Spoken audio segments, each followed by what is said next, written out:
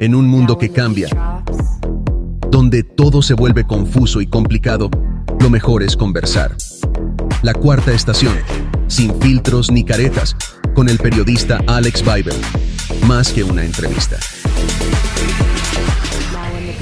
Hola, ¿qué tal? Bienvenidos a un nuevo capítulo de La Cuarta Estación, sin filtros ni caretas, donde estamos cada viernes estrenando un capítulo con algún tema que pueda resultar interesante en este proceso de conversar. ¿Por qué puede resultar interesante? Porque creemos que la cosa está cambiando demasiado rápido, paradigmáticamente se está poniendo todo muy confuso y de repente es bueno ir escuchando otras opiniones, sobre todo de gente que busca la fórmula de establecer cambios en la edad donde los cambios tienen que existir. Y esa es la niñez. Si hay padres y madres viendo este capítulo, avísenle a todo el mundo, escriban ahí, participen, si están de acuerdo o no están de acuerdo, porque hoy día hemos invitado a una señorita, a una filósofa, dramaturga y docente. Lorena, ¿cómo estás, Lorena? Bien. Bienvenida. Muchas gracias. Un gusto. Igualmente. Un gusto, gracias Lorena por invitarme. Herrera. Ella tiene estos dos libros de lo que vamos a conversar hoy día, Yo y la filosofía, y uno que me resulta particularmente interesante: cómo se crea un ser humano. Cosas tienen que haber pasado para llegar a esto. Sí.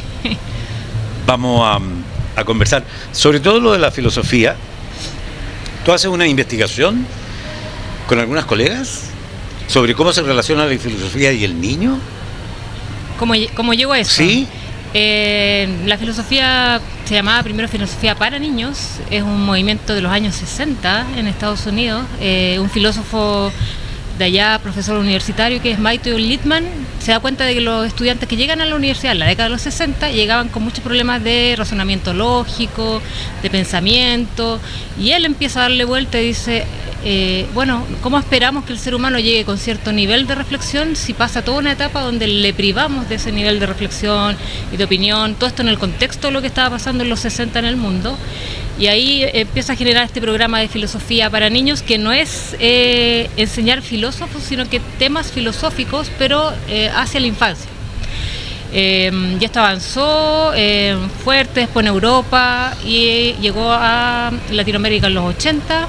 En Chile ahí prendió un poquito, después se volvió a apagar y retomamos. Dame un segundo, Lorena, porque para hablar de filosofía es mejor con una agüita, con un juguito, y Christopher ya intuyendo nuestro deseo. Gracias. Como el banquete de Platón.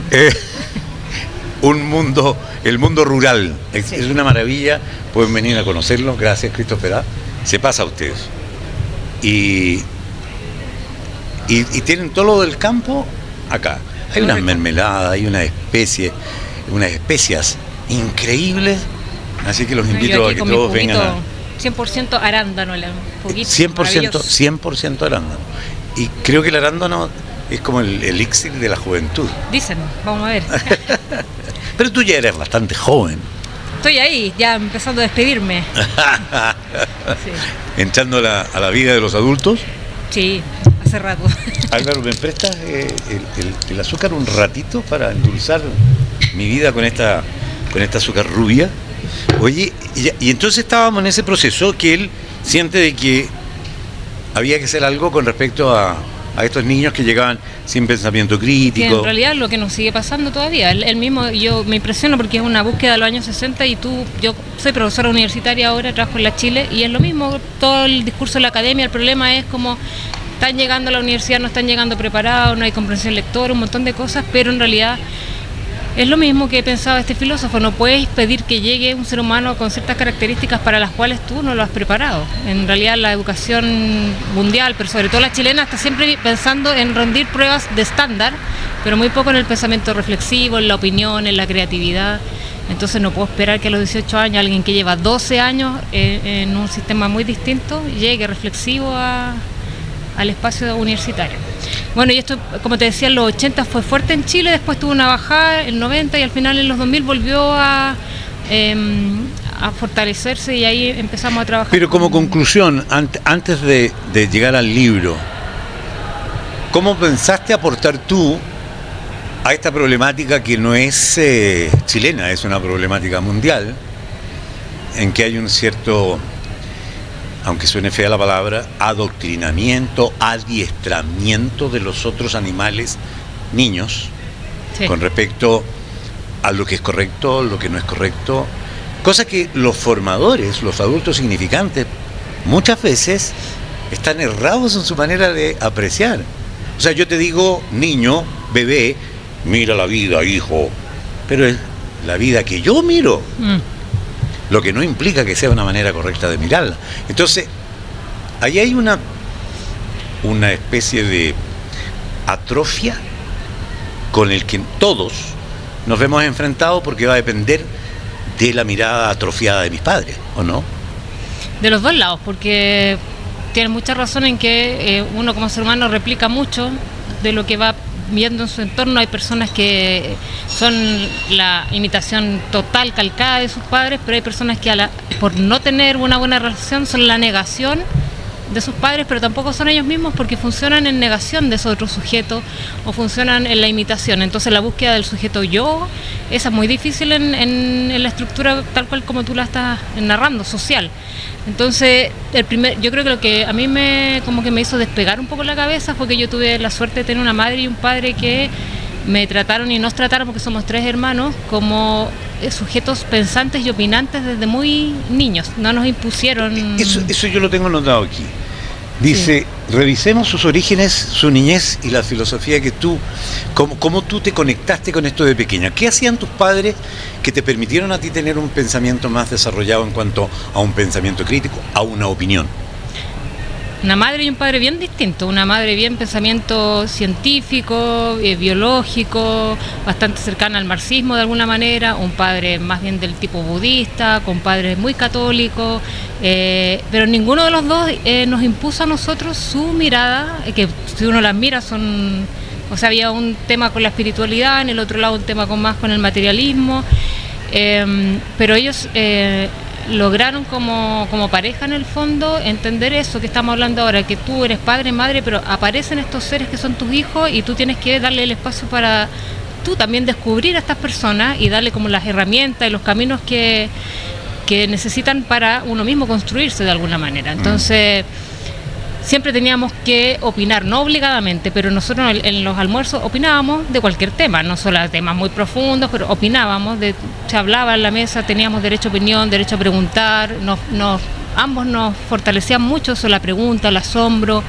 Mi mamá fue una de las fundadoras de la Junji, entonces ella tuvo desde el inicio esa mirada que nos traspasaba mucho de la importancia de la infancia, o sea que importa ver cómo tú eres un sujeto creativo, lo que recibes de alimentación, los espacios de ocio, los espacios de disciplina también, y se interesaba en escucharnos. Y mi papá, un lado más reflexivo, como más budista, como te decía, él no lo tenía claro como budista él mismo, y yo creo que después más adelante se dio cuenta, pero él nos fomentaba mucho la reflexión, nos hacía observar, nos hacía reflexionar frente a cosas muy simples de la vida cotidiana y frente a otras cosas un poquito más. Me acuerdo que escuchaba un programa de radio que se llamaba Poeta de la Semana, estoy hablando de los 80, y era bonito porque uno tampoco le toma el peso en el minuto, pero era como estar almorzando y de fondo poesía. Y no es que te digan siéntate a escuchar poesía y después te digan qué dice el poeta, no, simplemente está de fondo, y al estar de fondo hay una cotidianidad con todo eso que te entrega capas que te permiten decir yo soy persona cuando soy niño, porque eso cuesta mucho verlo, porque el niño y la niña siempre se ven como una proyección, y de hecho le pregunta a la gente qué quieres ser cuando grande, como si ese ser humano no fuera todavía. Y va a ser cuando... ¿Qué va a ser cuando sea grande? Y cuando trabaje en algo, cuando tenga una ocupación, y que su lugar en el mundo ahora no es nada más que la proyección. Y yo creo que es todo lo contrario, como que los niños, las niñas y los viejos son otra cosa. ¿Tu padre qué lo que era? ¿Qué hacía? Él trabajaba en un banco. Él trabajaba en un banco. ¿Y tu madre? Educadora de párvulos. Educadora de párvulos. Y ellos tenían esta mentalidad bastante adelantada o una conciencia mayor para la época. Pero la pregunta mía tiene que ver con, ¿te decían, o ellos dejaban hacer? Porque hay una cuestión que yo soy un convencido. Yo lo que adquirí no lo adquirí a propósito de lo que me dijeron, sino de lo que vi. Sí. No. En el actual. Sí.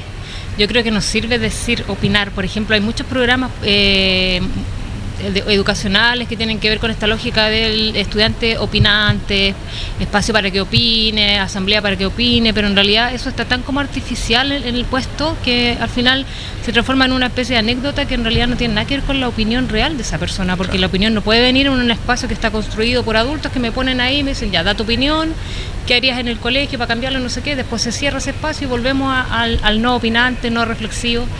No, era más, en el caso de mis padres, como sutilezas que después yo fui entendiendo. Por ejemplo, mi mamá yo iba en un colegio municipal común y corriente, había niños que eran de lo que sería el CIMEN del Sename ahora, fundaciones, se llamaba Fundación Mi Casa, me acuerdo, había niños gitanos, migrantes, ese estilo de personas, todas mezcladas, y mi mamá me hacía una colación a mí y nos hacía otra colación extra, y nos decía, observen, si alguien no tiene colación, se la entregan sin decir mucho, ni que nadie se esté dando cuenta, por si algún compañero no tiene. Y nosotros lo hacíamos y siempre había más de alguien que no tenía colación. Y después yo noté que esa era una educación reflexiva de observar, de la empatía, pero ella no me daba un discurso así como hay que darle al que no tiene, claro. que ahí está el adoctrinamiento, no como botes la comida, o la culpa, los claro, niños de África, no. Dale un besito al pan. Yo conozco al gente pancito, que todavía sí. le da besito Sí, al pan para botarlo. Sí, pues ya es como lo típico, si yo como, que piensan todos los niños, que no, si yo como, el niño de África no va a comer porque claro. Yo estoy comiendo, ¿cachai? Al final es una educación de la culpa. Sí, sin duda. Y al final eso no cambia nada, pues. Sin duda. Ahora, no es que quiera ser pesado, soy pesado por naturaleza, pero en el sentido de que tú editas este libro, Yo y la filosofía, una historia que se cuenta con más preguntas que respuestas. En un mundo donde los padres somos o solemos ser brutos, que no abrimos, hoy día ni siquiera abrimos el diario, porque ya no está el diario en la mesa, ya no está el diario del domingo. O sea, que es hoy triste, día está en yo un lo encuentro teléfono. triste. Entonces, de gente que no lee, de padres brutos que no leemos, me voy a incluir para que la ofensa suene más suave, y que obviamente el infante se está copiando de esos padres, y que tampoco, además de la tecnología, además de las plataformas tiktokenses que van a una velocidad impresionante, menos amor va a haber por la lectura y de filosofía. Entonces, ¿cómo te armas tú de valor para enfrentar un mundo tan adverso? Es que he tenido la suerte de trabajar en filosofía con niños y niñas. O sea, he hecho clases para niños desde kinder hasta posgrado, pero he pasado por todas, y mi experiencia más filosófica yo creo que ha sido con la infancia más, o sea, de dónde me agarro es de que yo he vivido lo que yo creo que en el fondo la filosofía es algo que es parte del ser humano, y que el ser humano, mientras menos adoctrinado esté, menos racionalizado a la fuerza esté, es un ser humano más íntegro, que no tiene división entre mente, cuerpo, razón, emoción, todas esas dualidades. Nosotros creamos todas esas enfermedades finalmente que nos terminan destruyendo en los niños y las niñas mientras más alejados están de la escolaridad. Lamentablemente, no es que yo esté en contra de la escuela, sino que la escuela replica el modelo social, da lo mismo el modelo, al final todos son iguales. De sacar a este sujeto y empezar a transformarlo en algo que no tenemos mucha idea para qué, si es, como dices tú, el reflejo de lo que los padres, las madres no fueron, el proyecto de una sociedad, o sea, siempre una utilización de esa persona pequeña para el bien de otro. Pero ellos, cuando no han entrado a la escolaridad y todavía son como más libres de pensamiento, de existencia, son filósofos y filósofas, o sea, me han hecho como las reflexiones más profundas, más cercanas a autores, niños de 5 años, de 7 años. Entonces, con este libro me ha pasado que yo lo pensé en una edad y al final ha sido un libro que lo leen adultos, lo leen niños, me han escrito muchas madres que me dicen, oye, yo he aprendido tanto de filosofía leyendo a mi hija, pero además como que hablamos cosas que no hablábamos, porque empezamos a leer y empezamos a preguntarnos y a reírnos, porque no es una filosofía que tiene que ver un poco con lo que yo creo que es la filosofía, que es lo que dice ahí, más preguntas y como un placer frente a la pregunta. Un poco lo que hacía Neruda en el libro Las Preguntas, que es como jugar con el absurdo, jugar con lo poético, con lo estético, con la pregunta, y no angustiarme porque esa pregunta no tenga respuesta, que es lo que nos pasa a los adultos y nos pasa también en la academia, que toda pregunta tiene que tener una respuesta y esa respuesta es la verdad, y si no es tu verdad igual a la mía, yo te voy a destruir porque tú estás mal. No, pues es todo lo contrario, es como, oye, podemos conversar a través de preguntas y darnos cuenta que no sabemos y sentirnos felices de no saber. Y muchas veces saber o creer saber es una cárcel también. Sí, hay un tema ahí con el tema de la ignorancia. Es como que la ignorancia fuera una ofensa. Cuando tú le dices a alguien ignorante, yo me acuerdo mucho de una situación con mi mamá, que se las creía dueña de todas las verdades, mi vieja. Entonces, y era como muy potente en ese sentido.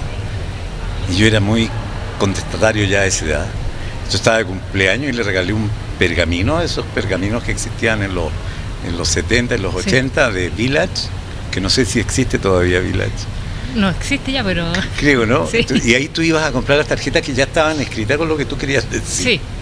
Y los pergaminos, los famosos. Entonces yo encontré uno que lo encontré sensacional, que decía: solo sé que nada sé. De Sócrates, sí. Y dijiste, viene como anillo al dedo, okay, a la señora. Y se lo regaló. Dice: feliz cumpleaños. Y me fui a mi pieza. Esperando. Claro. Maldito, pues, maldito. Y escucho de repente las chuchadas desde la cocina. ¿Qué te creí, chiquillo mierda, que yo soy una ignorante? Y apareció en la pieza haciendo pedazos del pergamino. Tú eras adolescente, ¿no? Debo haber tenido en esa etapa como 14 años, sí. Era la parte crítica. El crítico nacía en mí. Entonces, bueno, amén de esta anécdota, tú te enfrentas a estos niños y tú ves a los pequeños filósofos, porque los niños están en la vida, Sí. no están en las ideas. Están habitando la vida como cualquier otro ser, un árbol, una planta, un perro, un gato. Hasta el día de ahí. hoy la gente que dice: oh, es que la vida ha sido tan generosa, yo siempre les digo: oye, la vida no es una institución allá afuera. No. Tu respiración es la vida, tú dejas de respirar y se te acabó. Entonces los niños están muy en la vida y no ven este mundo de las ideas en el que entramos nosotros, que hay que trabajar, que hay que tener una familia, que hay que ganar buen dinero, buscar una profesión que te dé para tener una casa en la playa, etcétera. Todas las ideas que se puedan ocurrir a partir de ahí. Entonces, te imagino yo como una luchadora, una gladiadora en contra de este ejército de papás que te están diciendo: no, la vida es lo que yo le enseño, eso es lo que yo le digo. Sí, no es fácil. He tenido experiencias de hacer talleres de filosofía y padres y madres que no han dejado que sus hijos vayan. Por ejemplo, un taller sobre la muerte que me pidieron en un jardín infantil. Los niños a esa edad hablan mucho de la muerte, se preguntan de la muerte porque empiezan a verla. Tanto en un bichito, en un animal, se le muere la mascota, se le puede morir la abuela. Algunos del curso, se me murió mi abuela, empiezan a hablar. Y hay papás y mamás que encuentran que eso es muy malo, que es como terrorífico, que no hay que hablar. Entonces me pasó en una oportunidad que me invitaron y dijeron: pucha, sabes que los niños están todos hablando de esto y como tú haces filosofía, ¿puedes hacer un taller de la muerte? Y dije: sí, feliz, quiero... Pero hiciste lo contrario de lo que ellos esperaban. No, porque finalmente no se pudo hacer porque, o sea, yo preferí no hacerlo porque una madre dijo que ella no quería que su hija estuviera, que le parecía que esto era ponerla en un escenario muy dramático, que ella quería que su hija no supiera de la muerte todavía y que entonces la hija no iba a ir, y yo lo encontré muy, de alguna manera, violento para esa niña. No iba a ir, pero para mí la solución no era que la niña no fuera nomás, sino que la solución era llegar a que ese colegio, ese jardín, problematizara un poco entre los padres porque hay cosas que no podemos hablarlas, y si no la podemos hablar, si se solucionan, volvemos a esta idea del hijo objeto, como entonces yo no te llevo a ese lugar, pero todos los otros días esa niña iba, pues, y sus compañeros igual hablaban de la muerte, igual, pero lo que no querían esos padres era que... Tú como docente, dramaturga, filósofa, profesora de filosofía, ¿cómo sientes que deberíamos actuar como padres frente a ese tema? ¿Cómo debo enfrentar a mi hijo con la muerte? Lo primero es darnos cuenta de qué es lo que nosotros tenemos miedo primero. ¿Cuál es? Porque yo no quiero que sufra mi hijo. Decimos, ¿no es cierto? No quiero que se entere, no quiero que se angustie. Ya, pero en ese no quiero que se angustie está mi angustia frente a la muerte, que no tiene nada ni de bueno ni de malo, es mi experiencia de la vida. Empezar a darte cuenta de que eso, no quiero que se angustie, probablemente se transforme en le voy a traspasar mi angustia por la muerte, evitando que se angustie. Entonces yo creo que lo primero que es pensar, cuando yo digo no me gustaría que sufra, es reencontrarme con mi experiencia de infancia, donde yo sufrí, donde yo me asusté, qué me traspasaron los adultos a mi alrededor, cuánto de eso es mi miedo. Hay un ejemplo muy, muy sutil de la pedagogía Waldorf que en algunas cosas me gusta y en otras no tanto, pero la que me gusta es que te enseñan, por ejemplo, un niño se sube a un árbol y lo típico que le dice uno es como te vas a caer, bájate con cuidado, te vas a caer. Entonces probablemente el niño se cae porque uno le está repitiendo te vas a caer, te vas a caer. Entonces te enseñan a decirle sube con cuidado porque yo me pongo un poco nerviosa y me da miedo verte tan arriba a mí. Pero ellos saben que el miedo es tuyo y esa es la verdad, pues el miedo es tuyo y basta con que la frase cambie para que tú no le estés, porque la sentencia te vas a caer y después viene, te cae y viene te dije, que es un típico de las madres, te dije, no te dije, que te acompaña hasta... No, y con el resfrío. Sí, pues te dije... ponerte la chaleca, pues no te vas a resfriar, ¿viste? Te dije que te iba a resfriar, yo no sé pues como que te rematan en el suelo cuando... Pero yo, claro, después lo pensaba, si tú estás arriba en un árbol todo nervioso subiendo y alguien abajo te está diciendo te vas a caer, te vaya a caer, pues como imposible no... Entonces, ese ejemplo súper simple se da con todo, con cómo de repente te traspasas la idea del amor, del éxito. Muchas veces yo encuentro que se comete el error de pensar que las personas que tienen más acceso económico dicen, no, pero esos niños también, hay que preocuparse de los niños más pobres, más vulnerados. Yo tuve experiencias como profe de trabajar en colegios municipales y colegios privados de la élite máxima y me pareció que los niños de la élite económica están muy tironeados por esa angustia del éxito de los padres a muy temprana edad, entonces yo tampoco los dejaría de lado. Y hay una cuestión más ideológica porque algunos dicen, no, pero ya no te puedes estar preocupando de los cuicos, de los niños de la clase alta, tienen todo resuelto. Es que no, para mí la infancia no hago esa distinción y yo he visto mucho sufrimiento infantil en la clase alta, mucho sufrimiento infantil, que a nadie le importa porque tiene plata. ¿Y eso qué significa? Vuelvo a cosificar a esa persona porque nació en un entorno de dinero, ¿cachai? Entonces es como una deshumanización respecto a lo que proyecta ese niño solamente porque sus padres tienen dinero. Volviendo al tema de la muerte y de las ideas, porque yo creo que la parte donde yo estuve más centrado en mi vida fue cuando fui niño. Cuando me dolió el costalazo, que casi me saqué una rodilla, o cuando me caí a los 9 años, me enterró una piedra aquí después de caer de 3 metros. Uno sobrevive a muchas cosas. Claro, y tuve una conciencia muy clara desde muy niño con respecto a que la muerte no es una entidad que va a venir a buscarme, sino que la muerte soy yo y nace conmigo. En el minuto que nazco a la muerte. No nazco a otra cosa. Nazco a la muerte. Y mi encuentro final y el de cada uno de nosotros es la muerte. Entonces, ¿cómo lidia una profesora con esas creencias que están tan metidas en los padres? No, es que no hay que hablarles de la muerte, como que si el crío no se fuera a morir nunca. Se va a morir sí o sí. Y no es spoiler. Estamos llenos de cadáveres. Y va a estar relacionado con un montón de muertes y probablemente prenda el televisor, la radio y va a escuchar muerte todo el rato. O sea, ahora prende el televisor y va a escuchar que asesinaron a no sé quién en la calle, que encontraron a no sé quién descuartizado. Entonces es bien complejo porque hay como un cinismo, porque en el fondo no le hablo, pero la sociedad te está mostrando la muerte de una manera desalmada y no se trata solo con taparle o no la noticia, el suceso igual va a llegar, como dices tú, de una manera mejor o peor, pero va a llegar igual. Entonces ocultar algo que es lo único que no se puede ocultar. Es absurdo. Es como el peor error de... Es una manera de vivir extraña, rara. Muy rara. Es muy absurdo. Pretendiendo que, ¿qué? ¿Vamos a ser eternos? Y yo le tuve miedo por mucho tiempo a la muerte, pero Yo creo que tiene que ver con esos miedos más adultos, más que miedo como angustia, no quería dejar de existir, desde chica me enrollaba mucho con eso, pero de a poco con experiencias con muertos, mis muertos como digo yo, gente joven, gente no tan joven, como que me empecé a acercar, como dices tú, a darme cuenta que estaba al lado, sobre todo cuando tienes experiencias que mueren amigos, gente que tú decís no te la esperas y muere, entonces tú dices, sí, pues está al lado, no es un cliché. Los estoicos tenían esta frase de que andaban con la muerte siempre para poder vivir intensamente el espacio de vida.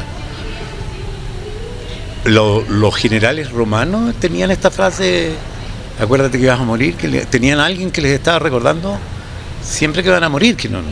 Es que te cambia, pues, o sea, es como cuando alguien cercano también tiene una enfermedad terminal y uno ve el vuelco que tiene esa persona. Y yo a mis estudiantes de la media o de la universidad siempre les decía, como ya, sí, un cliché, pero un ejercicio ético de alguna manera para elegir dónde tú estás parado y qué batallas vas a dar y cómo eliges vivir. Si te dicen que te vas a morir, no sé, en un año, ¿tú estarías aquí escuchándome a mí hablar? ¿Estarías haciendo esto? No, estaría viajando. Y la mayoría no, pues no estaría. Claro, no. Y ahí es mucho más enfermo darse cuenta que la mayoría no estaría donde está. Sí. O la gente cuando dice por fin es viernes, a mí eso me para los pelos, que igual es como chistoso, ¿sí? Pero también esto de decir la cantidad de gente que sufre haciendo lo que hace trabajando. El trabajo, claro, el como suplicio de aguantar una semana de trabajo. Sí. Oye, está bueno eso. ¿Podrían ustedes escribir acá? O sea, ¿dónde estarían ustedes si les dicen se van a morir en, pongámosle menos tiempo, 6 meses? Más apretadito. Sí. Para que te urjáis. Sí, porque si te dicen en un año, ya me relajo. Le voy a dar una vuelta. Sí, pues. ¿Estarían acá? ¿Estarían viendo este programa? ¿Qué tiempo? ¿A qué le dedicaría tiempo? ¿A qué no? ¿Nunca has estado tú en un instante cercano a la muerte? ¿Nunca has tenido una experiencia cercana a la muerte? He tenido un par de como casi atropellos, pero no, yo así que en el rato digo, chuta, si un segundo me ha estado a punto de atropellarme, pero así como que yo sienta que me podía morir, no. Pero sí yo me siento muy conectada con los muertos a través de los sueños. Yo no sé si el sueño es como siempre una gente te dice, tu sueño con el muerto es tu inconsciente, con el deseo de lo que tú quieres que ya. Y otros que te dicen, no, es el muerto que viene. A mí, de nuevo, volviendo a la pregunta más que a la respuesta, no me importa saber si es el muerto, si soy yo. Es tu experiencia. La experiencia del sueño con los muertos, para mí es muy valiosa, le pongo mucha atención y generalmente me calza mucho con algo que tengo que resolver me ha pasado con que sueño algo hace un tiempo me pasó con una amiga que su mamá murió y lo que yo soñé, a ella le había pasado ese día, unos sonidos, una cosa muy particular y yo la llamé y le dije, oye, tuve un sueño bonito, tu mamá hacía esto y ella me dice que ella sintió ese mismo ruido que yo había soñado, un ruido relacionado con una música.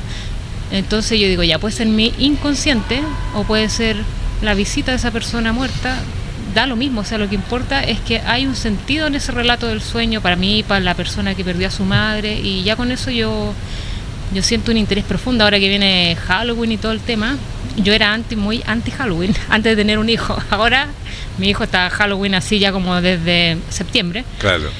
Pero yo hago una cosa mixta, lo dejo, tiene 5 años, le encanta poner todas las cosas, monstruosidades y todo, se ríe, lo pasa bien, me parece súper bueno que lo vean así, todos se disfrazan, etcétera, pero yo también hago mi parte más a lo mexicano, pero es porque a mí me interesa que él sí tenga esa cercanía con la muerte, entonces hacemos el altar, lo ponemos afuera, les voy mostrando las fotos de los familiares que no alcanzó a conocer, se le han muerto más animalitos, ponemos los animalitos y lo bonito que pasa es que pasan todos los niños con el Halloween más como gringo, pero todos los vecinos saben que va a estar el altar y ellos se paran a hablar de la muerte frente al altar, los niños. Entonces con el altar que hacemos y empiezan a contar, uy, a mí se me murió mi abuelita, a mí no sé qué, mi perrito, me han dicho ahora este año podemos poner mi gatito que se murió, lo podemos poner en tu altar y yo, obvio que sí. Y las mamás y los papás a veces me dicen, oye, que choro no se me había ocurrido y ver que los niños no se enrollan, no se angustian, no nada. No, pues como que somos nosotros. Al final, las angustias son siempre, las angustias de los niños y las niñas siempre son de algún adulto cercano. Sí, es que lo pienso yo, que lo que se da mucho es este tema que nos creemos como originales. Somos como originales. y no nos damos cuenta que somos la suma de los millones que existieron hasta llegar a mí, que yo soy la suma de todos aquellos genes, o sea, soy la herencia de los átomos más antiguos de este universo, están en mí. Estoy compuesto exactamente de lo mismo. No hay nada original en mí. Sí. Entonces, probablemente esa falta de concepción de que no soy original, que soy la suma de todos, es lo que nos hace tener como una idea distinta de la vida y de la muerte. Puede ser. ¿Qué es filosofía? ¿Qué es? Bueno, etimológicamente es como el amor a la sabiduría, pero para mí la filosofía es como por eso digo que, bueno, algunos dicen la madre de la ciencia, para mí la pulsión de la vida es la filosofía. Cuando dice el amor a la sabiduría, inmediatamente nosotros tendemos a pensar a este saber racional. Pero Humberto Giannini, que fue un filósofo chileno, maravilloso, profesor universitario, él hizo toda una búsqueda y llegó a darse cuenta que la palabra saber viene de sabor. Entonces, cuando yo sé algo es porque lo he sentido primero, lo siento con mis sentidos, no con mi cabeza. Y ahí se entiende una filosofía que es el origen de la filosofía. Después se pega un cambio que para mí no fue muy bueno, que es entender que es eso, la filosofía, saborear la vida. Por eso en la infancia, justo lo que decías tú cuando dijiste, yo cuando estaba en la infancia me sentía en la vida, porque uno está metido con todos los sentidos, pues después empiezas a dejar. De hecho, si uno empieza a fijarse en la escuela, tiene la vista y el oído, y el resto de los sentidos murieron para siempre en ese espacio.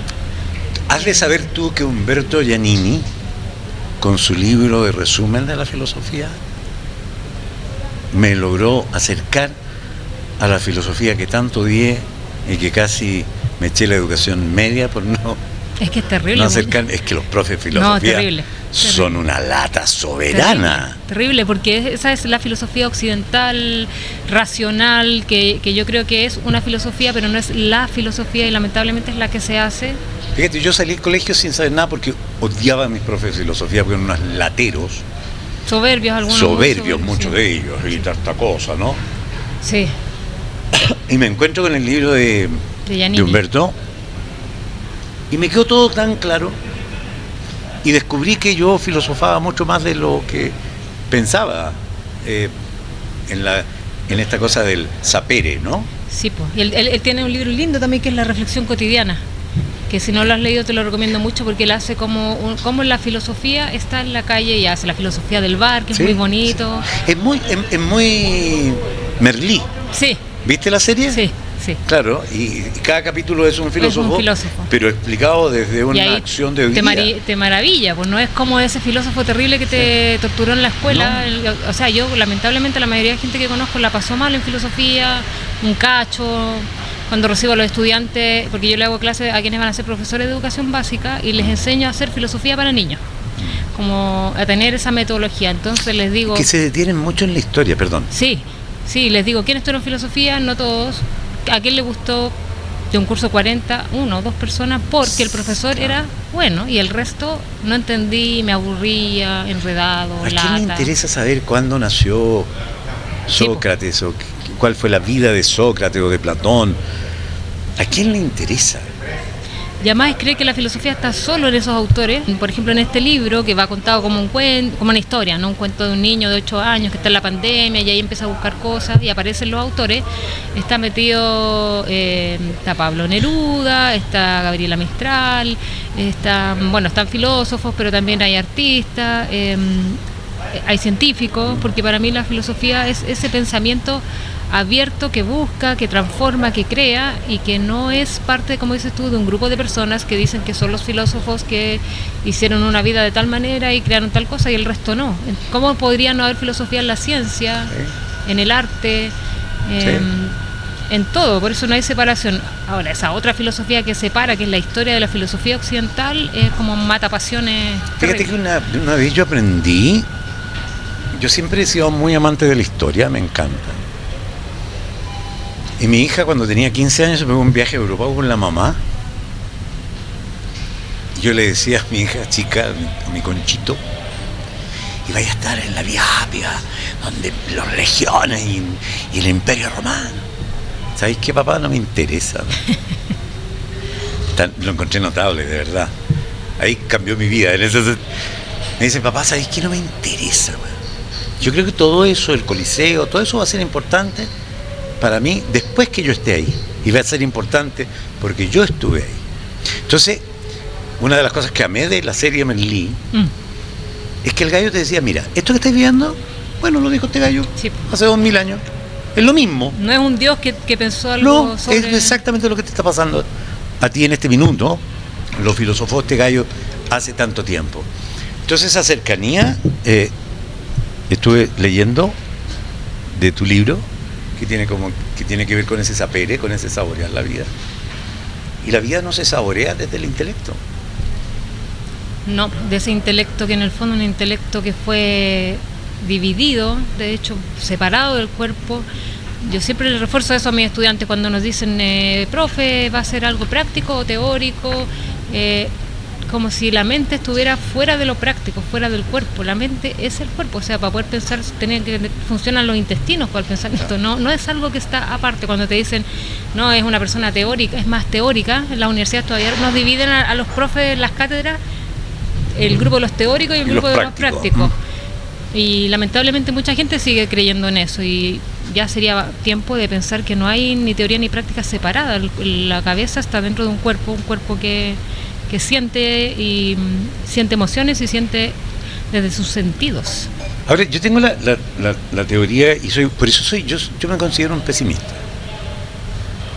A propósito de que veo que la posibilidad de hacer un cambio frente a esto se atrofia al convertirte en adulto. Porque el niño que está en toda su experiencia, en su etapa de los por qué, que tanto odian los padres, muchos padres, ¿no? Sí. Y que ojo, que yo creo que parte de la mediocridad que existe en uno es porque el viejo no tenía idea y te contestó cualquier estupidez. Estaba chato también, así, como ya. Te cabrón bien.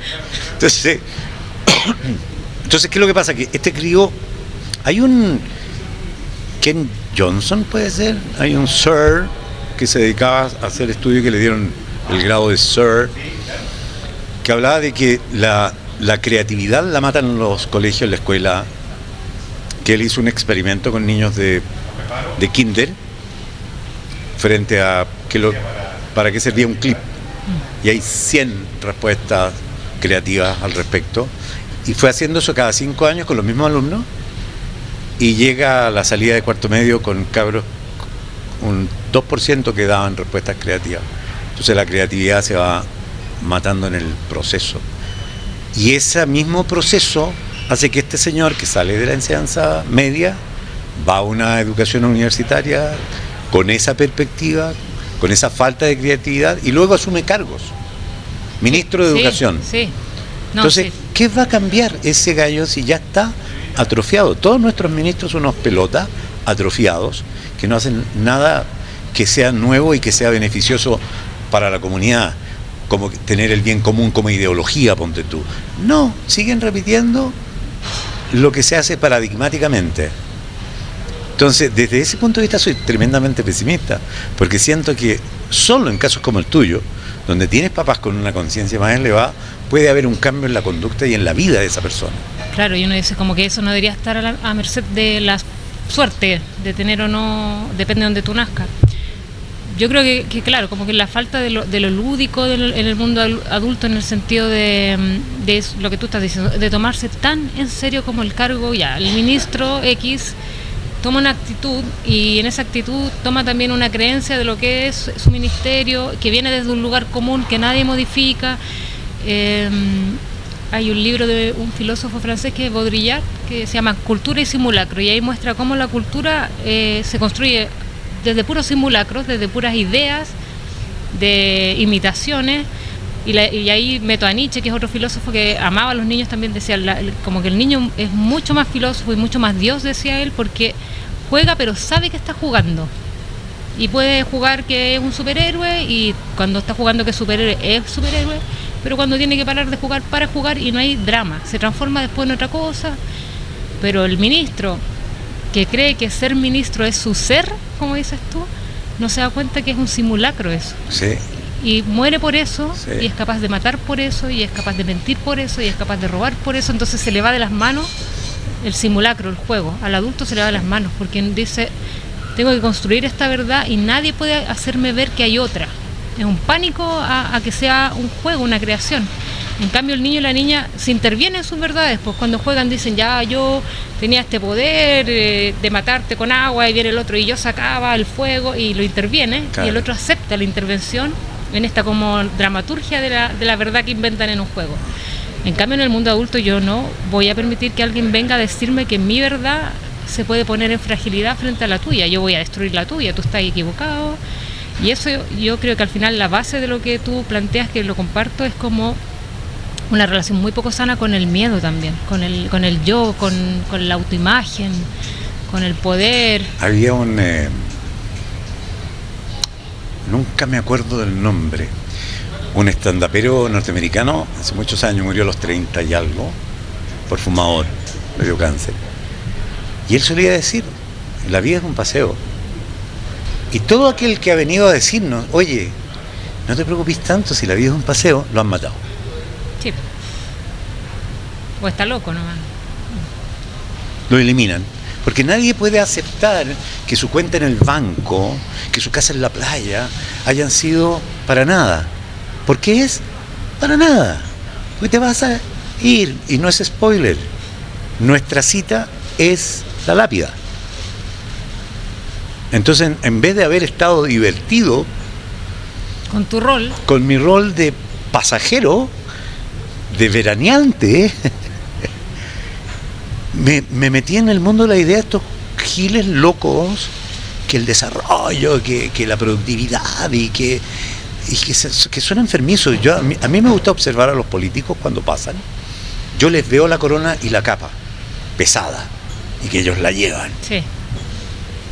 Ahora también hay algo de eso, en el sentido de que tienen en sus manos la vida de tantas personas, la calidad de vida de tantas personas, la economía de tantas personas, y se sienten poderosos, po, y el poder los mata, po. Creo, son ideas. Sí, son poderosos finalmente, pues si vemos lo que se ha ido destapando ahora, son poderosos, pero también ese poder, como dices tú, yo pienso cuando veo estos seres así como tan capaces de hacer cosas tan impensables, incluso para uno éticamente, pero ¿qué va a sacar después cuando esté en el lecho de muerte, como dices tú, y piense todo lo que inventó, mintió, robó? ¿Y qué hizo con su vida? O sea, ¿cuál fue la Claro. sensación que le deja la vida? Pero a ahí esa está lo persona? terapéutico, yo siento, en que tú decides que te afecte o no, porque al final te vaya a morir igual. Entonces, si no voy a cargar con eso, ya está bien, cárgate con eso, pásala mal. Yo hoy día me enojo y decido estar enojado todo el día a conciencia, y sé que después termino porque estoy jugando. Sí. Soy un niño que juega. Sí. Y que está bien enojarse también, porque es una emoción que está muy censurada. Sí, sí. Yo creo que a veces tomar conciencia mucho de las emociones o de la actividad química hormonal del cerebro que te hace actuar de alguna manera es una lata de repente, ¿no? Estar tan consciente, sí. Pues. Claro, Sí. porque mi hijo cuando empieza con sus dramas de amor, yo le digo, te envidio, weón. Sentir Me todo. encantaría sentir de repente eso. Sí.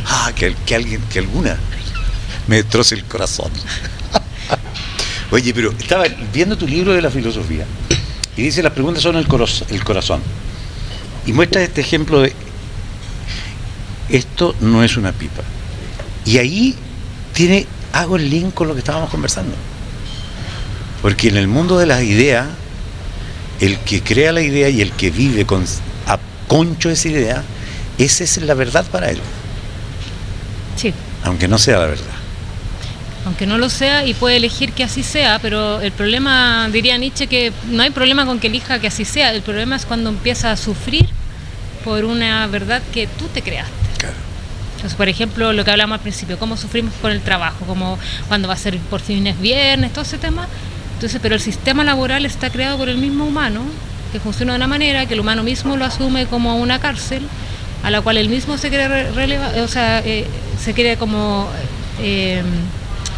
luchar contra aquello, ¿no es cierto? Como no quiero estar en esa prisión del trabajo, pero tú lo creaste y alguien puede decir, no, pero es un grupo que tiene el poder y que afecta a los demás, pero es algo mucho más grande, es el sentido de la productividad, y el ser humano podría modificarlo, entendiendo que lo creó, lo puede modificar, pero no es capaz, porque dice, siempre ha sido así, como que la respuesta es, siempre ha sido así. Cuando se quiere modificar algo muy pequeño, cuesta mucho por la sensación de que no va a funcionar, va a dejar de ser lo que es.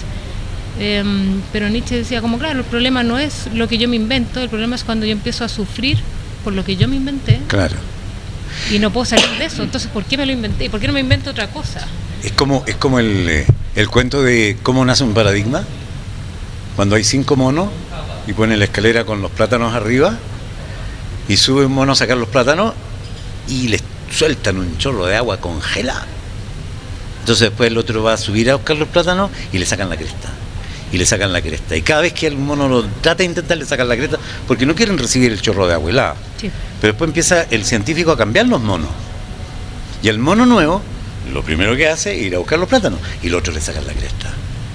Y así van cambiando los monos y todos terminan pegándole. Y nadie entiende por qué, pero ya entiende por qué. Y ya después nadie después quiere... los 5 monos son distintos. Sí, y no quiere nadie tomar el plátano. Entonces, ¿por qué?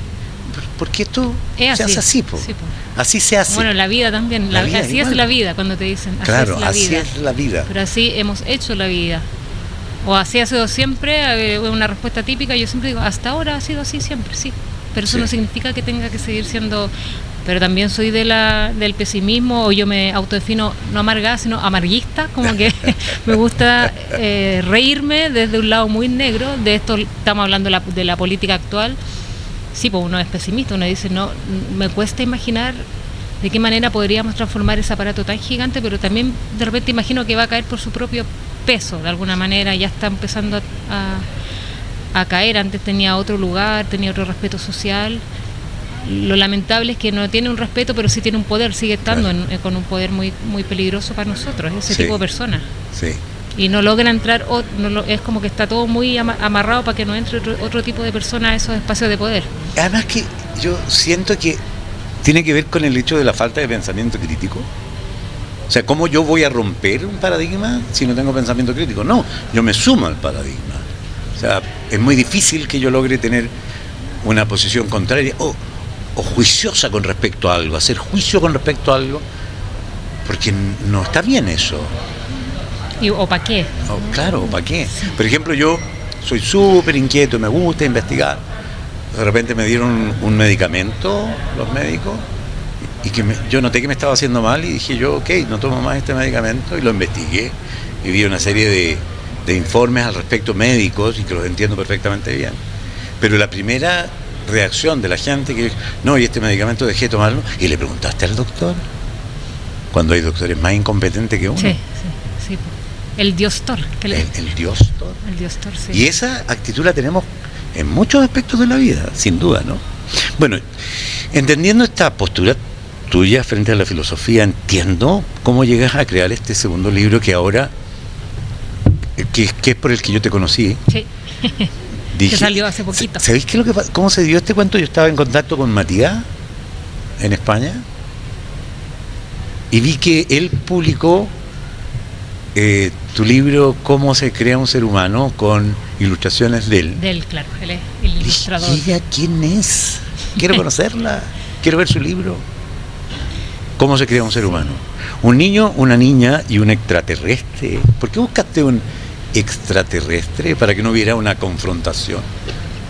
Porque yo quería que el libro fuera como ha sido mi experiencia de conversaciones de sexualidad con niños y niñas, que es muy desde la pregunta, muy, muy natural, sin ninguna vergüenza, y que esa pregunta y que esos saberes que hay entre ellos y ellas fueran construyendo el tema. Entonces, si te enfrentas a un adulto, el adulto te va a decir o no te va a decir, si tú le preguntas como niño, ¿no es cierto? Hay hasta unos comerciales ahora, no sé, de unas arvejas, no sé qué, que dice como, papá, dinos de dónde venimos, y se ponen los papás con la mamá y el papá rojo, van manejando. Entonces, eso lo vi hace poco en la tele. Es como que el lugar común es que si un niño te pregunta de sexualidad o de dónde viene, tú no respondes, te pones rojo y no respondes. Es el lugar que nos han enseñado que tenemos que tener como adultos. Entonces yo dije, ya tiene que haber un ser otro, que es este extraterrestre, que llegue, no entienda el cuerpo, porque no solo es la corporalidad en términos genitales del libro, sino que también me interesó como hablar del cuerpo. Por ejemplo, hablamos de los ojos y decimos que los ojos nos sirven para ver, pero también de ahí caen las lágrimas cuando tenemos pena. O sea, es como entender lo biológico también de una manera distinta, que para mí la biología es muy poética en el fondo. Y esa idea de separar el arte, la biología, la filosofía, es lo que yo trato de mover. Entonces es un extraterrestre porque estos niños se encuentran con este extraterrestre y él les va a empezar a preguntar todo y ellos van a empezar a responder lo que saben y ahí van a empezar a decir, oye, no, mi mamá me dice esto, mi papá no. Y ahí empiezan las dudas y por suerte este extraterrestre tiene un sistema computacional que se le pueden hacer preguntas y él proyecta las respuestas. Entonces ahí empiezan a ver qué saben, qué no saben, en qué están equivocados. También cuáles son los riesgos de la corporalidad infantil frente a los abusos, que fue la parte que más me costó porque sabía que era necesario que estuviera, pero también decía dónde está el límite para no asustar frente a una educación sexual, pero tampoco puedo dejar de mencionarle a un niño o una niña que están expuestos lamentablemente a cualquier espacio familiar, educacional y sobre todo internet, adultos abusadores, sobre todo a esta edad de 5, 7, 8. Yo creo que cuando hablo con personas, con adultos del libro, lo primero que me dicen, oye, qué bueno, porque yo quiero hablarle de esto, pero no sé cómo hablar del riesgo. Y ahí como que volvemos a lo mismo que estábamos conversando recién, o sea, esto de los adultos atrofiados, en alguna medida crecen con la sanidad frente al sexo, pero el hecho de que se le oculte la respuesta... Ya partís mal, pues. O sea, ya partís, claro. Si tú le preguntas cosas a tus padres y siempre te responden y tú preguntas algo de sexualidad y se ponen raro y tú vas a decir algo malo. Algo malo hay en esto. Sí, pues. Entonces uno comienza como teniendo vergüenza de su propia sexualidad. Y traspasando esa vergüenza, claro. Es el primer encuentro, como... Y tenemos la mamá que le golpea las manos a la niñita cuando se está orgueteando, o al niñito cuando se está agarrando el pililí. Sí, pues, y eso es sucio, suéltate que es sucio. Ay, no estés haciendo eso. Sí. Entonces hay una instancia... Pero no hay ni una, en esa frase después no hay ninguna explicación, nunca. No, po. Es como... ¿Por qué es sucio? Sí, pues, ¿y por qué de repente me toqué ahí y me retaron tanto así? Claro. Como fue tan vergonzoso porque justo lo hice en la calle. Ahora las interrogantes que tú planteas acá, dice, ¿es el primer espermio el que gana la carrera o es el óvulo quien decide cuál podrá entrar? ¿Es el estómago o el útero de la madre el lugar donde se gesta un bebé? ¿Por qué tengo pene o vagina? ¿Quién podría dañarnos y cómo nos podemos cuidar? ¿Estas son inquietudes que recogiste del mundo infantil o lo guiaste tú por ahí? Algunas las recogí y otras las fui guiando por cosas que a mí, porque como te digo, no tengo esta sensación de separarme tanto o de separarnos tanto por edades. Yo siento que la infancia es una manera de vivir en el presente muy conectado, que a veces lo tienen también las personas viejas, que en eso es muy lindo porque los niños, las niñas y los viejos tienen una manera de vivir muy antisistémica, muy peligrosa para este sistema que estamos aquí diciendo que nos carga, que son el riesgo. Por eso yo creo que de alguna manera son sacados del espacio político porque son un estorbo para lo que el espacio político quiere lograr, que es una persona sometida, disociada, enferma, cansada. El niño y el viejo están en otra, son mucho más como rebeldes de alguna manera. Entonces yo lo pensé desde ese lugar, como habitando el presente. A mí me apareció, por ejemplo, eso de que yo no fui criada y fui educada hasta la universidad con la idea de que era una carrera de los espermios y que llegaba el más rápido y ese era el mejor, y siempre te decían, tú eres el espermio que llegó, que ganó, el mejor. Y resulta que hace poco salieron investigaciones que no es el que llega primero, sino que es el que el óvulo abre el espacio para que entre uno, que puede ser el 10º. Entonces hay una selección que no tiene que ver con el primero, sino que con otras conductas, que también no conducta, con otras características que desdibujan esta idea de que el que entra es el primero, el mejor, el que llega más rápido, que también es muy así como de la competencia. O sea, siempre una competencia. O sea, en alguna medida, porque sí, de acuerdo a lo que hablaba este investigador científico alemán, que no recuerdo su nombre, queda lo mismo, que decía, la infidelidad tiene que ver con el mandato genético. El hombre reparte la semilla por todo el mundo, la mujer selecciona la mejor semilla. Y eso se hace link con la idea de que el óvulo, de alguna manera, selecciona Sí. al espermio que está más capacitado para poder procrear una mejor o mejorar la especie, que lo que sea, cualquiera. Claro, hay varios factores ahí muy bonitos de la biología interna, que es como decir, esto es lo mejor, pues los factores que tenga que ver con la madre en el fondo, con el cuerpo de la madre, un montón de cosas que están como alojados en esa inteligencia de ese óvulo, decir este sí, este no. ¿Cuánto sientes tú que la religión ha sido la gran creadora de las barreras contra la educación sexual infantil? ¿Cuánto sientes tú que está en contra de esto mismo que acabas de escribir? Escucha, mucho, y no es la religión, en general las religiones, varias religiones. Sí. Yo las englobo todo en una. En una, la religión. A mí son todas lo mismo. Es muy tremendo porque ha sido la que ha estado más en contra de masificar estos espacios educacionales, reflexivos, y después sucede que uno se entera que los espacios de mayor abuso están alojados en la religiosidad. Entonces hay algo ahí de enfermedad, digamos, en esas instituciones, de perversión, que evidentemente reaccionan en contra de algo que no está resuelto internamente. Pero ha sido muy fuerte y ahora ha perdido un poco ese poder, pero todavía sigue estando en el imaginario respecto a que no es tema de niños ni de niñas. O sea, esto está pensado para 5 años, pero me ha pasado que he visto niños de 10 años que lo han leído porque nunca les habían hablado de eso, entonces a los 10 años recién están en estos temas, otros de 5 que ya su familia le había hablado, es más diverso, pero muchas personas me han dicho, oye, suerte, yo creo que en los colegios no vaya a poder entrar como con el libro, como ojalá pueda entrar, pero no vaya a poder entrar, como que me dicen, chuta, sería ideal, pero difícil que la sociedad todavía crea que a los 5 años puedo empezar a hablar de estos temas. Los colegios más como progresistas parten en tercero básico, que para mí es muy tarde, porque los niños lamentablemente están muy ligados a las redes, a YouTube, y hay muchos niños y niñas que por distintas razones, no haciendo un juicio ahora de esos padres, están mucho rato frente a esas pantallas y a esas plataformas sin un acompañamiento. Entonces, claro, puedo partir viendo un dibujo animado, pero después me puede saltar a cualquier cosa. Claro.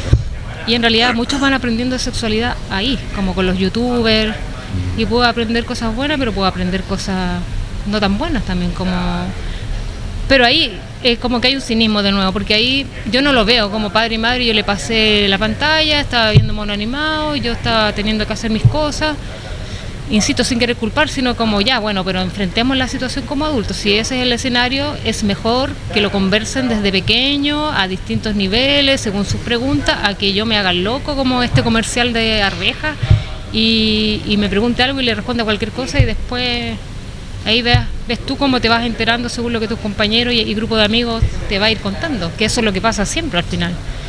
A mí me resulta curioso, por decirlo menos, que ya establecemos que hay una corriente religiosa, todas las religiones, si no es cosa de ver cómo andan las musulmanas tapadas hasta el... Peor todavía. Y eso yo siempre he dicho, o sea, la gente no habla ni dice que lo que tiene a la mujer tapada a ese nivel en una religión es el deseo enfermizo de sexo, del sexo opuesto. O sea, tápate porque me excitas. Y la culpa la tiene tu cuerpo. Y la culpa la tiene tu cuerpo. Bueno, pero amén de esto, las religiones establecen esta barrera moral, supuestamente, con respecto a demonizar algo tan natural como el sexo, por ejemplo. Pero hoy día que las religiones no tienen un poder tan fuerte en la estructura social, hoy día que las religiones van de salida, para mi gusto, los padres que ni siquiera son practicantes religiosos están infestados con esta demonización y no quieren que sus hijos sepan sobre su sexualidad, por ejemplo. Sí, no quieren que sepan, pero saben igual y se enteran peor. mal, saben peor, o no se atreven a preguntar porque me hicieron sentir que era algo terrible, entonces voy teniendo problemas para relacionarme con las personas que me interesan después cuando adolescente, cuando joven, etcétera. Puedo sufrir abuso y no darme cuenta que es abuso porque nadie me explicó. Puedo sufrir abuso siendo niño o niña y sentir que es culpa mía porque el abusador me lo dice y nadie me lo explicó.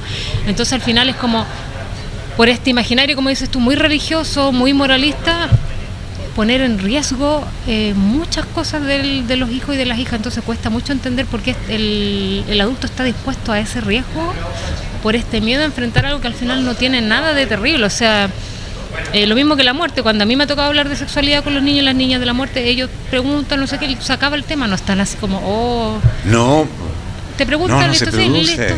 listo. Ahora, profesora, desde tu perspectiva, ¿cómo deberíamos enfrentar, o cuál sería el ideal de enfrentar la naturaleza humana que nos lleva a los 5, a los 6, a descubrir ese placer sexual que nos produce el autotocarnos, por ejemplo? ¿Cómo debiera ser lo normal para un padre o una madre enfrentar aquello?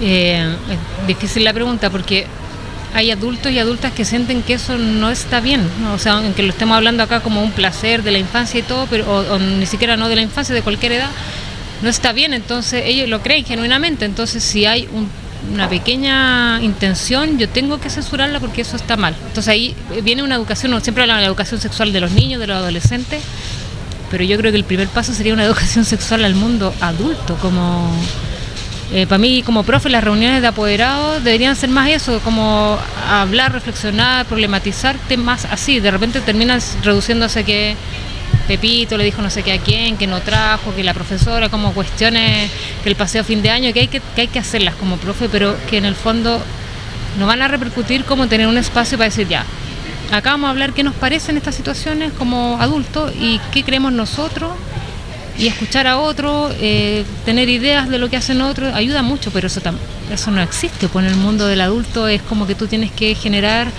también el imaginario de una vida sexual exitosa, sin ningún problema, y no se hablan de ciertas cosas porque son privadas, y al final de no todo es como un fantasma de lo que el otro cree o no cree respecto a la idea de placer, por ejemplo. Entonces mientras no, para mí por ejemplo un ministerio de educación debería ser un espacio que piense en la educación de los padres y apoderados también dentro de ese sistema. Pero cuando conversábamos recién del punto de vista de los adultos atrofiados que llegan a ocupar los cargos de los ministerios, por ejemplo, ¿qué es lo que decía el pelotudo? Hacer un cambio en la educación sexual de los niños en el colegio. ¿Cuál es la respuesta de los padres? No, con mis hijos no. Y queda la escoba, Sí, pues. porque precisamente ese adulto atrofiado no tiene ni la capacidad, ni la visión, ni la competencia para decir lo que tú acabas de decir. La educación tiene que ser dirigida hacia los padres. O sea, probablemente si tú haces talleres largos, con tiempo, con tranquilidad, hacia sus padres, vas a encontrar a muchas personas con muchos problemas en su vida sexual, tanto desde mujeres abusadas, deben haber muchísimas, hombres también con experiencias duras, pero en el fondo, si yo salto a decirle a una persona que tiene una historia, que la tiene guardada, que es terrible, que la puede estar viviendo en su propia casa, que entonces a mi hija le van a empezar... No, solamente la gente quiere que hablen de eso cuando una compañera de curso quedó esperando guagua, entonces hay que decirle a la otra cómo es para que no quede, ¿caché? Entonces se empieza a reducir a una urgencia de que no quede embarazada, que no se contagie de nada y que se entere más o menos cuando la cosa esté encima de eso, y eso es la sexualidad, que al final es transformar de nuevo, como dar vuelta en una cosa muy mediocre. Y de nuevo, yo creo, si no trabajas con los adultos que están en el espacio de poder frente a esa infancia, no va a cambiar en nada. Es re complicado porque tendría que decirle, mira, la sexualidad que tú estás viendo, que normalmente es como las pelotas, la estás viviendo por lo que viviste como educación en tu infancia. Porque no supiste decir que no, no supiste establecer cuáles eran los derechos que tenían los demás sobre ti, etcétera, etcétera. Yo te digo, de todas las mujeres que se han relacionado conmigo en la vida, hijas, esposas, todas, no hay ninguna que no. Han sido abusadas, manoseadas por algún abuelo, por algún tío. Sí. Y está esta problemática que muchas de ellas, cuando dijeron, oye, este tío me hizo esto a la abuela dijo, ya, pero no... Él es así, no hagamos problemas. No hagamos problemas. Y hasta el día de hoy yo siento que uno se calla cosas para evitar los problemas. Es como de la idiosincrasia del chileno, ¿no? Sí, pues y el tema de la sexualidad con los niños, para los adultos, es un tremendo problema. Por eso cuando aparece es como, no, preguntar, después te digo, quería un dulce, cualquier cosa, pero Tú le preguntas, pero como a qué edad, y a mucha gente le cuesta decir una edad, como que van tirando la pelota, pues entonces no, más o menos los 10, 11, cuando él quiera, cuando empiecen las preguntas, cuando los compañeros, y al final el adulto no tiene así una postura de decir yo quiero, por lo menos yo con mi hijo, mi postura es que cuando empieza él ya empezó a preguntar cosas, es obvio, si la mayoría de los niños dicen, pero ¿cómo nací? ¿De dónde vengo? Y bueno, tiene que ver con el título del libro porque me costó un montón. Y al final me fui por cómo se crea un ser humano, porque la postura de este cuento es que al final no es solo como uno viene biológicamente, sino que igual uno se va creando colectivamente, van pasando situaciones emocionales, van pasando descubrimientos personales. Tú naces, pero eso no te hace ser humano, sino que viene todo un proceso de crearte para lograr ser ese humano que tú quieres ser. No es que tú vengas de un lugar, no es que te haga alguien, sino que te vas creando. Y al final yo siento que es una oportunidad de ver la belleza que hay en esa, así como hablábamos de la muerte, en el origen de la vida y en el estar aquí conversando, hay un misterio tan grande y bello que debería ser una conversación hermosa y natural que tuviéramos con nuestros hijos. Yo me acuerdo se llama Sebastián, mi hijo tenía como 3 y medio, 4, y hablamos un poquito, muy simple del óvulo, el espermio, muy nada, la primera vez. Y se quedó pensando y me dijo, ¿y entonces cuál es el útero de la vida? ¡Wow! Y a eso voy yo, con que los niños son mucho más... Son filósofos. Y yo no tenía la respuesta, pero vi esa imagen de su pregunta y la encontré tan hermosa. Dije, sí, pues la vida debe tener un gran útero, que es esta búsqueda que tenemos de Dios. El ingeniero. Sí, pues. De Ridley Scott. Y él no estaba pensando en Dios ni nada, pero estaba pensando en Dios al final, pues, ¿cachai? Entonces, uno dice, no, a los 4 años, a los 5 años, que le vaya... Y él vio la imagen, ahí está el útero, ahí está la vida, ahí nace, entonces, bueno, ¿cuál es el útero de la vida? Y yo quedé así muy para adentro, lo encuentro como que eso es lo que me da como la energía de decir, sí, pues estos seres que son los niños y las niñas, tenemos que escucharlos mucho más, tenemos que darle más protagonismo porque nos van a remecer. Mira, yo soy un fan de la infancia, me gustan, amo los niños, las niñas, es más, yo escribí un poema para un nieto putativo que tengo, que es re bonita la experiencia del nieto putativo, y lo escribí, decía, déjame malcriarlo, que todo existe para él, bla, bla, bla, bla, déjame malcriarlo. Y lo leyó el papá, y me queda mirando y me dice, no way, o sea, olvídalo. Pero lo malcriado igual. Era un aviso, no era un pedido no me estaba permiso. pidiendo permiso. Era un aviso. Déjame malcriarlo, que las ballenas existen para él, los delfines, el sol, los árboles, todo. Y que puede hacer de este espacio maravilloso lo que él quiera hasta que le toque la hora de salida. Que no es spoiler. Van a salir todos de aquí en algún y no sabemos cuándo. ¿Cuál es tu ambición con este libro? La ambición de La Bonita, que es la editorial con la que lo publicas. Sí. La Bonita es una editorial que a mí me encanta porque su enfoque en la infancia, libros de divulgación, es muy respetuosa con la infancia en términos de la calidad que le da a los libros, cómo piensa y asume que los niños y las niñas pueden entender temáticas, tiene de ciudadanía, van avanzando por edad.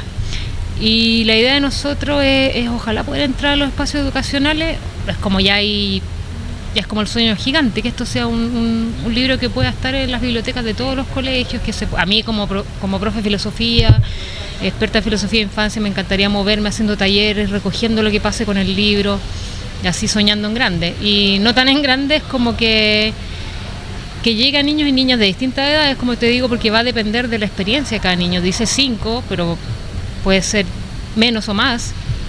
Y que sea una herramienta en las casas para decir como pusimos el tema, no era tan terrible, escuchar que los niños te pueden decir esto, cuál es el útero de la vida, o sea, no tener tanto miedo, te pueden poner en sintonía con la belleza de nuevo.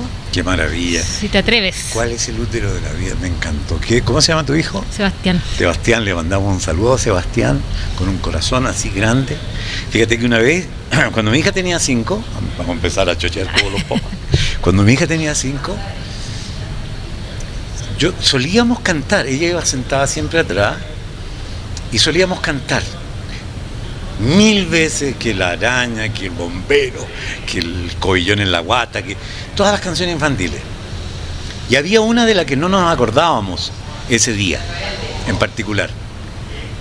Y de repente yo miro por el espejo retrovisor y mi hija estaba así, recorriendo su cuerpo con sus manos abiertas, extendidas. Y yo le digo, Josefa, ¿qué estás haciendo? Me dice, estoy buscando dónde tengo la memoria de esa canción, porque la memoria está en todo el cuerpo. ¿Viste? Y además la buscaba con sus manos, que es muy bello, porque ahí sabe que percibe. Y quedé plop. A los 2 días me llega un artículo a la radio hace muchos años esta historia, de un tipo que hablaba de la memoria celular, que la memoria en el agua que contienen las células son células de memoria, donde guardamos todos nuestros recuerdos.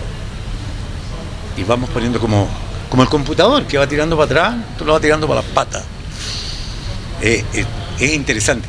Yo siempre he pensado que los niños son los verdaderos sabios, no los viejos. Son los niños, y aparte que los vamos dejamos de escucharlos, los vamos destruyendo, los vamos sacando esa sabiduría, los vamos angustiando. Entonces siempre las miradas, volvemos, como ministeriales, proyectos de país, proyectos de colegio, son en los niños y las niñas, pero al final si tú no trabajas con los adultos que están en ese entorno, es difícil que eso hacer. Cambie. Nada. Por eso te preguntaba cuáles eran tus expectativas con este libro y las expectativas de La Bonita. ¿Quiénes están en La Bonita? ¿Quién está detrás de La Bonita? Está Gabriela Prech. Ella es la editora, tiene varios, como te digo, lleva mucho tiempo, es una editorial independiente, pero que tiene un sello muy, muy particular respecto a la divulgación hacia la infancia. Bueno, muy generosos me mandaron, así que les agradezco a La Bonita el tan de regalo, supongo. Sí. Voy a pedirte que me los firmes, sí. Porque de verdad te considero que estás en una cruzada súper dolorosa, porque intuyo perfectamente bien toda la bondad con la que haces esto, y lamentablemente te vas a encontrar con tantos muros inútiles, idiotas en el camino. Sí, pero de repente sabéis que con un par de niños que uno logra... Que logre tocar. O sea, que pueda yo escuchar lo que piensan, porque yo sé que ellos lo piensan, lo sienten, lo hablan. Mira, yo te voy a decir una sola cosa.